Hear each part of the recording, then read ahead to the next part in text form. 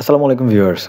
Social মিডিয়ায় দেখলাম কয়েকটা জায়গায় অলরেডি এই ধরনের কথা বলাই হয়েছে যে ভারত বাংলাদেশের বিরুদ্ধে যুদ্ধ ঘোষণা করেছে। একজন স্ট্যাটাস দিয়েছে, একজন ভারতীয় উনি মেবি একজন জার্নালিস্ট, উনি স্ট্যাটাস দিয়েছে যে বাংলাদেশকে ডিস্ট্রয় করতে মাত্র ১০ মিনিট সময় লাগবে। আবার কোথাও দেখলাম যে ভারত নাকি ৩ মিনিটে বাংলাদেশকে ধ্বংস করে দিবে। এবার তাহলে মূল কথায় আসি যে ভারত কেন বাংলাদেশকে কখনোই আক্রমণ করার কথা চিন্তা করবে না যদি ভারত সুস্থ মস্তিষ্কে চিন্তা করে, যদি ঠান্ডা মাথায় চিন্তা করে। ভারত কখনোই বাংলাদেশের সাথে যুদ্ধ তো দূরের কথা, বর্ডারে কোনো ধরনের ক্রাইসিস, বর্ডারে কোনো ধরনের এসকেলেশন করতেও দুইবার চিন্তা করা উচিত। মূলত ৩টা কারণে ভারত কখনোই বাংলাদেশকে আক্রমণ করার কথা চিন্তা করবে না। কারণ বাংলাদেশের সাথে যদি ভারত সরাসরি যুদ্ধে লিপ্ত হয় তাহলে কি হতে পারে, সেই 3টা কারণ কি সেগুলো আমি বলছি।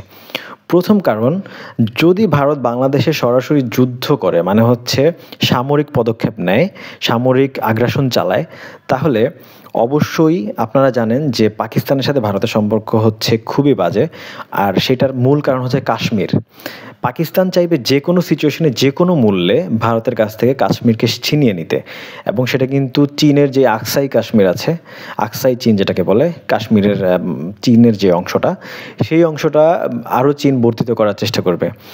তো ডেফিনেটলি ভারত যখন একদিকে মিলিটারি মানে সামরিকভাবে ব্যস্ত হয়ে যাবে, তখন অন্য দিক থেকে পাকিস্তানের বিচ্ছিন্নতাবাদী থেকে শুরু করে বলেন, পাকিস্তানের সামরিক বাহিনী বলেন, পাকিস্তান সরাসরি সামরিক পদক্ষেপ না নিলেও ইনডিরেক্টলি ভারতে অস্থিরতা চালানোর চেষ্টা করবে এবং তার টার্গেট থাকবে কাশ্মীরকে পুরোপুরি মুক্ত করা। ভারতের হাত থেকে মুসলিম অধ্যুষিত কাশ্মীরকে পুরোপুরি মুক্ত করার টার্গেট নিয়ে পাকিস্তান অবশ্যই ঝাঁপিয়ে পড়বে।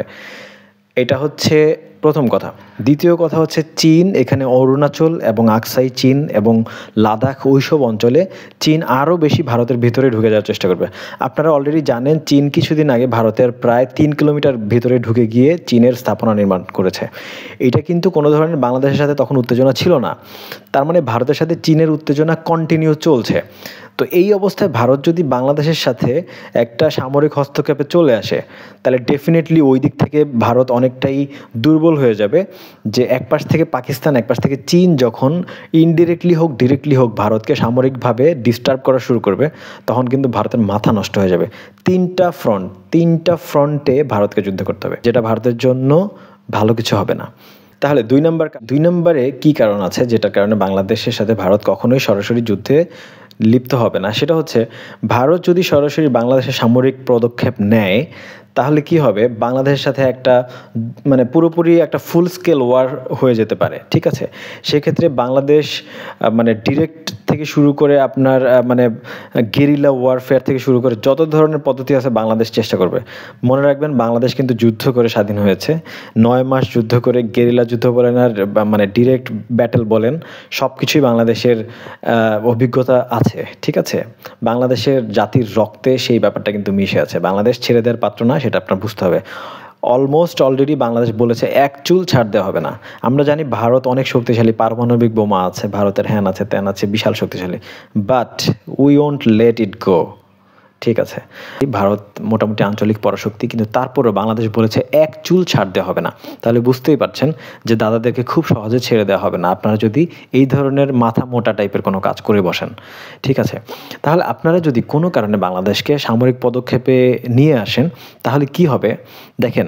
আপনাদের এমনিতেই অরুণাচল থেকে শুরু করে 7 সিস্টার্সে হচ্ছে বিচ্ছিন্নতাবাদীদের মানে ভয়ানক একটা অবস্থা চলছে। বিচ্ছিন্নতাবাদীরা আপনাদেরকে তটস্থ করে ফেলছে। বাংলাদেশের সাথে যুদ্ধ করবেন, বাংলাদেশ প্রথমেই সেটা করবে যেটা হচ্ছে মুরগির গলা চেপে ধরবে। জানি সেটা খুব সহজ হবে না, ভারতের সামরিক শক্তি যথেষ্ট, সেটা খুব সহজ হবে না, বাট বাংলাদেশ চাইলে অনেক কিছু করতে পারবে। বিকজ আপনাদের চিকেন নেকটা হচ্ছে এইটুক চিকেন, একদম গলা চেপে ধরবে, আপনাদের পুরো মেইনল্যান্ড থেকে এটা আলাদা হয়ে যাবে। আর বিচ্ছিন্নতাবাদী যত সংগঠনগুলো আছে তারা কিন্তু তখন আরও বেশি সশস্ত্র এবং অ্যাক্টিভ হয়ে যাবে। তাহলে বুঝতেই পারছেন এটা ভারতের জন্য, আপনাদের জন্য অনেক বড় রিস্ক হয়ে যাবে। বাংলাদেশের জন্য কি হবে সেই আলাপ পরে করব। আপনারা বড় দেশ, আপনাদের অনেক রিস্ক আছে এখানে। তাহলে এই হলো 2 নম্বর কারণ। 3 নম্বর কারণটা যদি বলি, 3 নম্বর কারণটা অনেক ইম্পর্ট্যান্ট। দেখেন, যদি বাংলাদেশ মানে ভারত যদি বাংলাদেশে সামরিক পদক্ষেপ নেয়, তখন এটা দীর্ঘমেয়াদী একটা বাজে প্রভাব ভারতের পড়বে। সেটা হচ্ছে ভারতের আশপাশে যত মানে ছোট দেশগুলো আছে, যেমন ধরেন নেপাল, ভুটান, মালদ্বীপস, বাংলাদেশ, এই চারটা দেশই তো মোটামুটি ছোট দেশ বলা যায়। বাকি পাকিস্তান, চীন, মিয়ানমার কিন্তু ওরা সাইজে যথেষ্ট বড়। এখন ছোট দেশগুলো ভাববে যে ভারত তো তাহলে যে কোনো সময় আমাদেরকেও অ্যাটাক করতে পারে। অলরেডি তাদের সাথে কিন্তু ভারতের সম্পর্ক খুবই খারাপ, কিন্তু তারা যখন চিন্তা করবে যে ভারত বাংলাদেশের সাথে এই ছোট্ট একটা ব্যাপারে বাংলাদেশে সামরিক পদক্ষেপ নিতে পেরেছে, তার মানে যে কোনো সময় ভারত আমাদেরকেও অ্যাটাক করতে পারে। তার মানে হচ্ছে দীর্ঘমেয়াদে বা স্বল্প মেয়াদে যেটাই বলেন, এই দেশগুলো আর কখনোই ভারতমুখী হবে না, নেভার এভার। তারা অলরেডি চীনমুখী, পাকিস্তানমুখী এবং মানে আফগানিস্তানমুখী অন্যান্য যে কোনো দেশমুখী হতে পারে, কিন্তু তারা কখনোই আর ভারতমুখী হবে না। এটা ভারতের জন্য একটা বিগ থ্রেট। সো ভারত এইসব ব্যাপারগুলো যদি বিবেচনা করে, তাহলে ভারত কখনোই বাংলাদেশের সাথে সরাসরি যুদ্ধে আসবে না। তারা ইনডিরেক্ট ওয়ারফেয়ার ট্রাই করবে। যেমন গতকাল একটা নিউজ দেখেছি, সেটা হচ্ছে যে বাংলাদেশে বড় ধরনের সন্ত্রাসী হামলার একটা শঙ্কা রয়েছে। সেটা হচ্ছে বাংলাদেশের ঢাকাস্থ যুক্তরাজ্যের যে হাই কমিশন আছে, তাদের ওখান থেকে সতর্কতা জারি করা হয়েছে যে বাংলাদেশের পার্বত্য অঞ্চলে বড় ধরনের সন্ত্রাসী হামলা হতে পারে, এবং সেজন্য যুক্তরাজ্যের নাগরিকদেরকে বাংলাদেশ ভ্রমণে নিষেধাজ্ঞা বা সতর্কতা জারি করেছে, নট নিষেধাজ্ঞা, সতর্কতা জারি করেছে যে বাংলাদেশে বড় ধরনের সন্ত্রাসী হামলা হতে পারে, যুক্তরাজ্যের নাগরিকরা সাবধানে সেটা ভ্রমণ করবেন। তো এইটা হচ্ছে তখন ভারত কী করবে, ইনডিরেক্টলি বাংলাদেশকে অশান্ত করার চেষ্টা করবে, অস্থির করে তোলার চেষ্টা করবে। সো ভারত এটা অলরেডি করছে। সো ভারত কখনোই সরাসরি যুদ্ধে বাংলাদেশের সাথে যেতে চাইবে না, ঠিক আছে? এটা হচ্ছে মেইন কথা। তবে ইনডিরেক্টলি বাংলাদেশকে অস্থির করার চেষ্টা চলছে এবং চালিয়ে যাবে। তবে ভারত যেটা করছে এটা অবশ্যই ভারতের জন্য ভালো কিছু হচ্ছে না। আমি আগেই বলেছি যে ভারত এগুলো করে শুধুমাত্র বাজার হারাচ্ছে।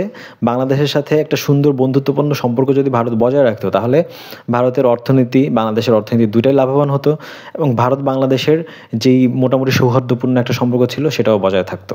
শুধুমাত্র একজন সরকার প্রধানের জন্য, সাবেক সরকার প্রধানের জন্য, একজন ব্যক্তির জন্য আপনারা দুইটা দেশের সম্পর্ক নষ্ট করবেন, এটাই যদি হয়, তাহলে আমি বলবো যে আপনাদের পুরো পররাষ্ট্রনীতি, পুরো কূটনীতি ঢেলে সাজানোর দরকার আছে। যাই হোক, অনেক কথা হলো। আপনাদের মতামত কমেন্টে জানাবেন। এটা আমার একান্তই ব্যক্তিগত মতামত। আপনারা আপনাদের মতামতগুলো কমেন্টে জানাবেন।